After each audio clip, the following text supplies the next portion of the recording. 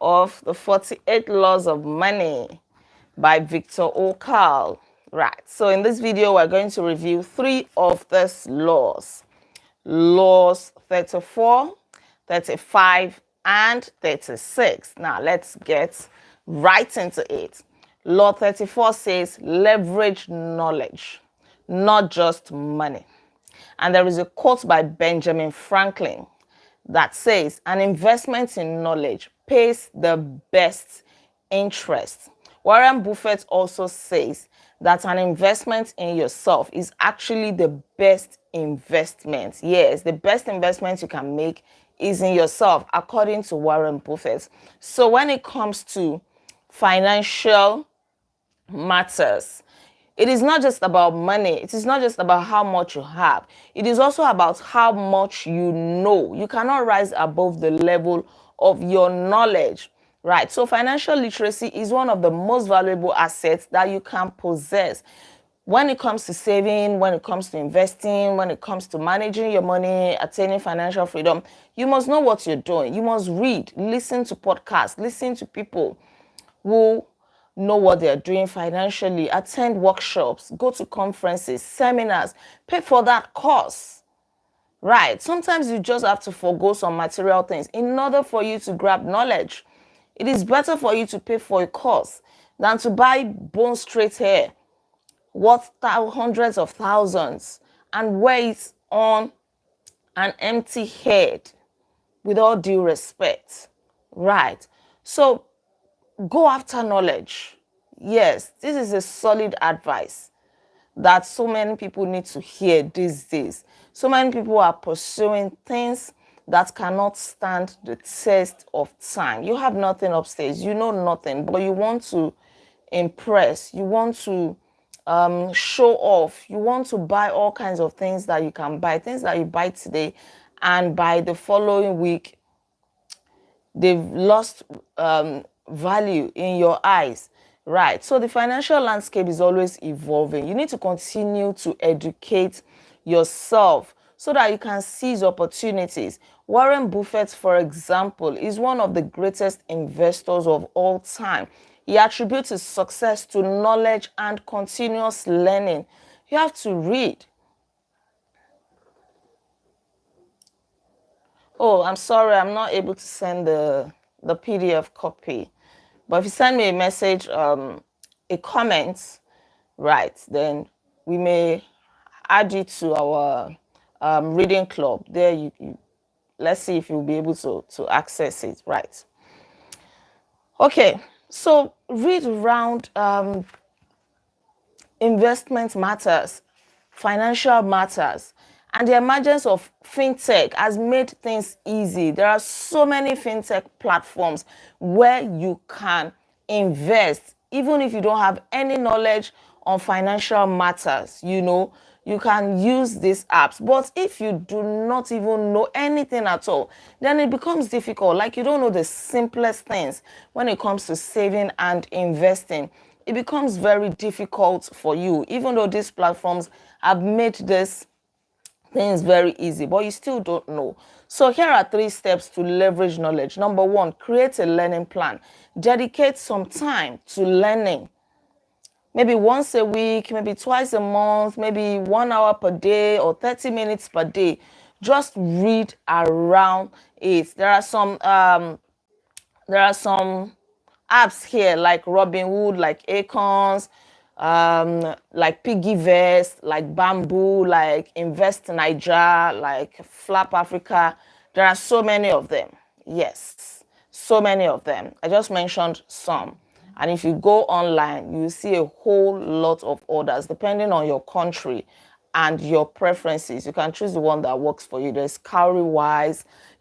People have meshed technology into financial matters just to help people save and invest. Then number 1 is create a learning plan, like I said. Number 2 is join investment clubs. Right. In my investment club, there is a big news coming soon, hopefully before the end of this week. Join investment clubs. There are people who are so keen on saving and investing. If you join them, they make it easy for you. You become disciplined. financially. Maybe you are finding it so difficult to save and invest on your own. When you join them, you have that accountability disposition. You become accountable, you become disciplined, you become responsible. Yes, there are investment clubs. There are. Number 3 is stay curious. Adopt a mindset that is always longing to learn. You want to search things out. You come across an unfamiliar term in the world of investment, you search it out. Somebody mentioned something, you don't know about it, you read around it. That is how to learn. That is how to leverage knowledge. Law 35 is the next one. It says, be prepared for the unexpected. Life is unpredictable. And one way that you can navigate the unpredictability of life is through emergency funds. Emergency funds are dedicated savings accounts that cover 3 to 6 months of your savings. You don't need to save all at once. You just need to start. Little money here and there. Once you have up to 3 or 6 months worth of savings, then you have a buffer. You have a safety net in case anything happens. Life can happen. People lose their jobs. People get retrenched. People get salary slashes. COVID-19 happened. A lot of people were not expecting it. People lost their jobs in the time of COVID. People that were into businesses like hospitality business, they had nothing, to do in the time of COVID. Everybody stayed at home. Nobody was going to restaurants. Nobody was going to hotels and all of those things. No tourism. So if they had not built an emergency fund, what are they going to fall back on? They're going to be caught unawares, right? So things can happen. Stay safe. Build a safety net. Make sure that when things happen, you are not running helter-skelter. You don't suddenly become a beggar. What about medical emergencies? We don't pray for it, but that is just life, right? It is so unpredictable. If we know everything about life, then we are no longer human beings. Then we are equal to God. But because we don't know anything, that is why we need to make plans. Benjamin Franklin says, by failing to prepare, you are preparing to fail. Whether it involves investing or whatever it is in life, you just have to plan. You want to start a business, you have to plan. What if I start this business and I do not make anything for the first 6 months?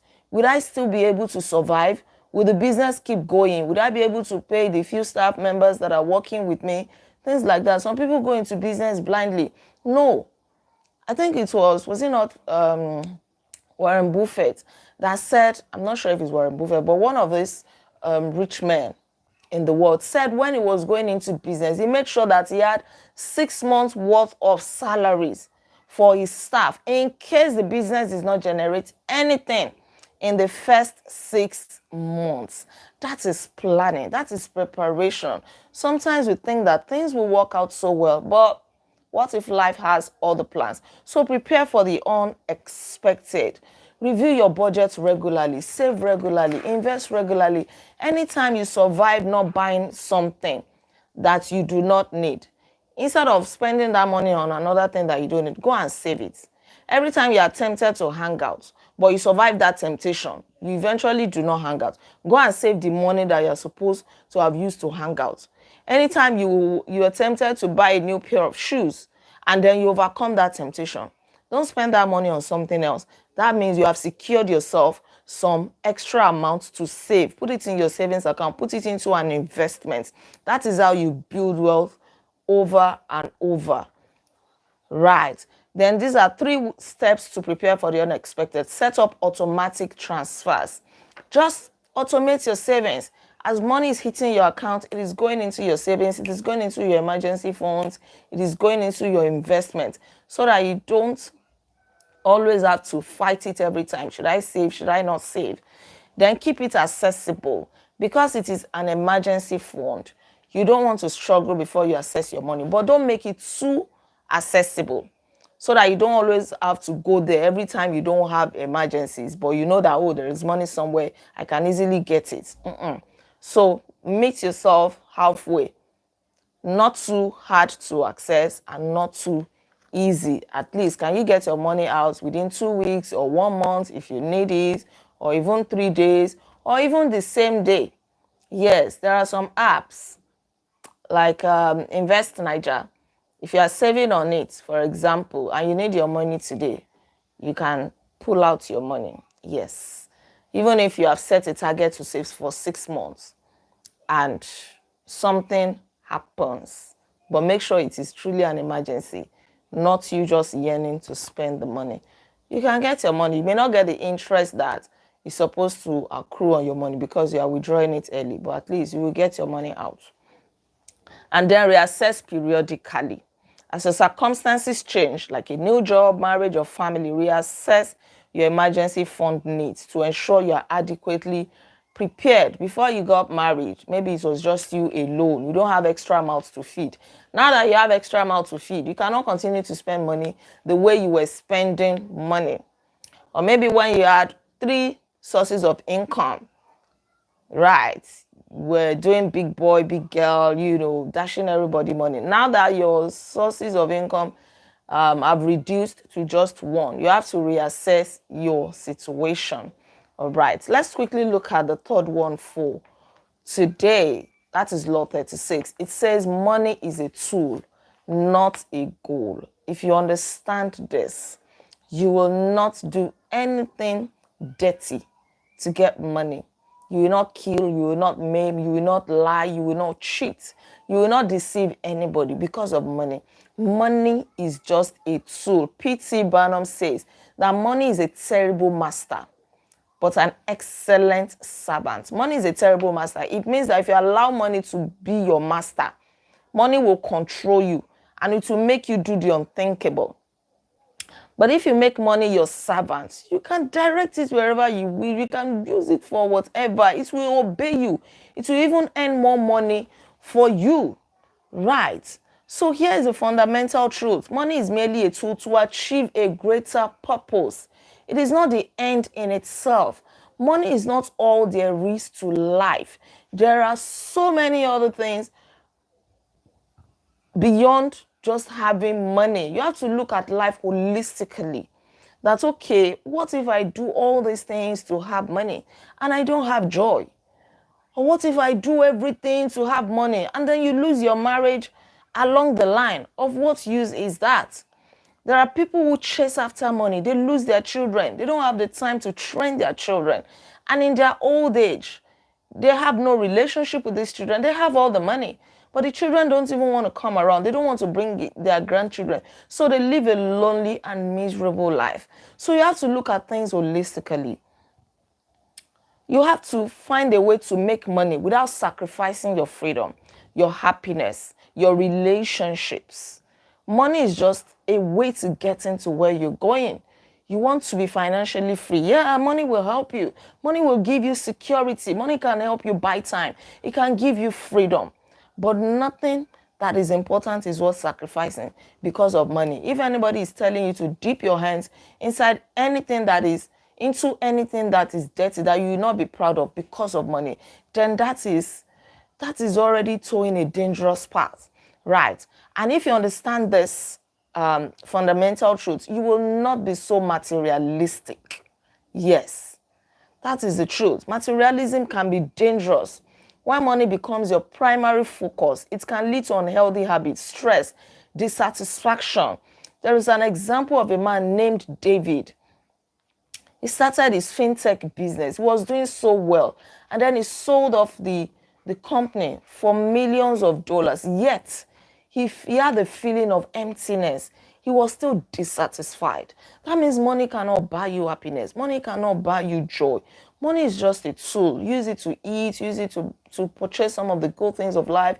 Use it to buy your freedom, to become independent. It can be a form of security. But if money becomes your idol, then it becomes a problem.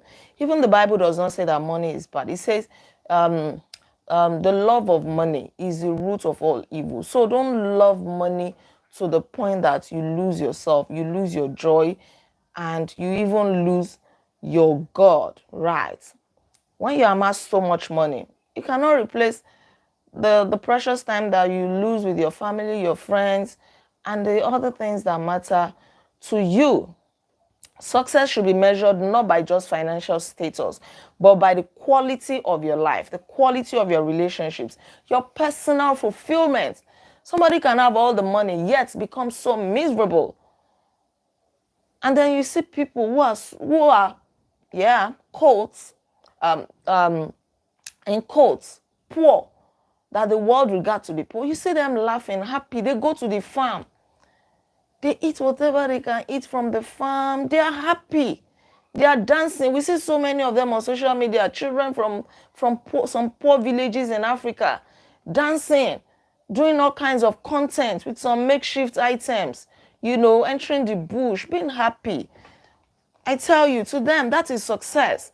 It does not matter the yardstick that you use to judge them. Now, how do you find purpose beyond money? Identify your values. What are the things that matter to you? Reflect on them. Is it your family? Is it community? Is it your personal growth? Is it your health? Let them align with your financial decisions. Let these values align with your financial decisions, right? If you really value your family, you are not going to chase money to the point that you don't have time for your children.